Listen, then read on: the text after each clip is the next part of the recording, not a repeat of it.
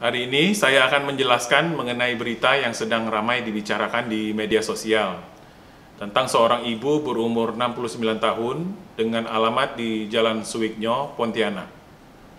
Ibu ini sudah meninggal dunia pada tanggal 21 Maret tahun 2020 di Rumah Sakit Sudarso, Pontianak. Riwayatnya, tanggal 13 Maret, ibu ini mulai demam, batuk, dan sesak napas. Pergi berobat, kemudian pada tanggal 20 Maret tidak ada perubahan, sehingga ibu ini dirawat di Rumah Sakit Dr. Sudarso di Pontianak dan masuk dalam kriteria pasien dalam pengawasan. Dinas Kesehatan melakukan pengambilan sampel spesimen nasofaring terhadap almarhumah, kemudian dikirim ke Jakarta. Pada tanggal 21 Maret, almarhumah meninggal dunia. Karena hasil laboratorium belum keluar, keluarga bersikeras atau memaksa untuk memandikan almarhum di rumah. Permintaan disetujui dengan syarat bahwa memandikan jenazah di bawah supervisi dari Rumah Sakit Dr. Sudarso dan harus memakai APD lengkap serta menggunakan cairan pembunuh virus yaitu klorin.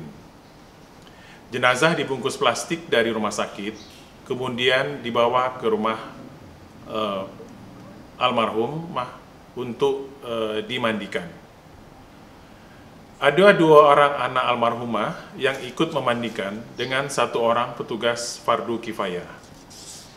Ketiga orang ini memakai APD lengkap dengan memandikan menggunakan cairan klorin, yaitu cairan pembunuh virus. APD lengkap yang dipersyaratkan sesuai protap mereka gunakan pada saat memandikan dan memang di bawah supervisi petugas pengendalian dan pencegahan infeksi dari Rumah Sakit Dr. Sudarso. Setelah memandikan jenazah, tempat memandikan jenazah kemudian juga disiram dengan cairan klorin ini. Jenazah kemudian dikafani dan dimasukkan ke dalam plastik, kemudian dimasukkan ke dalam peti, kemudian disolatkan di surau di depan rumah almarhumah. Selanjutnya, di pemakaman, peti dibuka untuk memberikan tanah untuk mengganjal jenazah. Kemudian peti ditutup kembali, lalu ditimbun dengan tanah. Pada tanggal 29 Maret 2020, hasil laboratorium keluar dengan hasil kasus konfirmasi COVID-19 atau positif COVID-19. Terhadap hasil tersebut, Dinas Kesehatan Provinsi dan Dinas Kesehatan Kota Pontianak telah melakukan proses disinfektan terhadap lingkungan di sekitar rumah almarhumah dan 2 gang di sisi kiri dan kanan gang tempat almarhumah tinggal.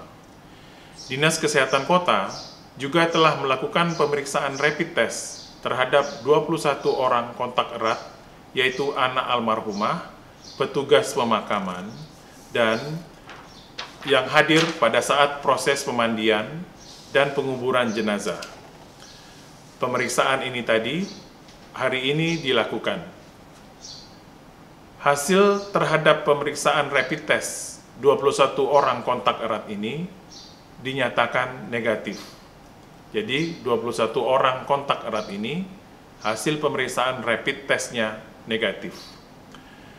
Namun, Dinas Kesehatan Provinsi dan Kota tetap akan melakukan pemeriksaan kembali setelah 7 hari pemeriksaan yang pertama.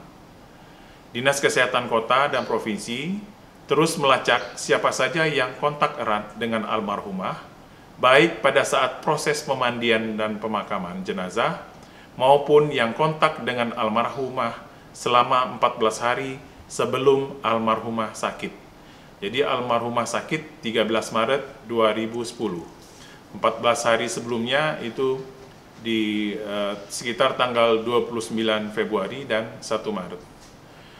Bagi anggota masyarakat yang merasa kontak erat dengan almarhumah, maka diharapkan dapat menghubungi Dinas Kesehatan Kota atau Dinas Kesehatan Provinsi untuk kemudian akan kami lakukan pemeriksaan kesehatan dan akan dites dengan rapid test COVID-19.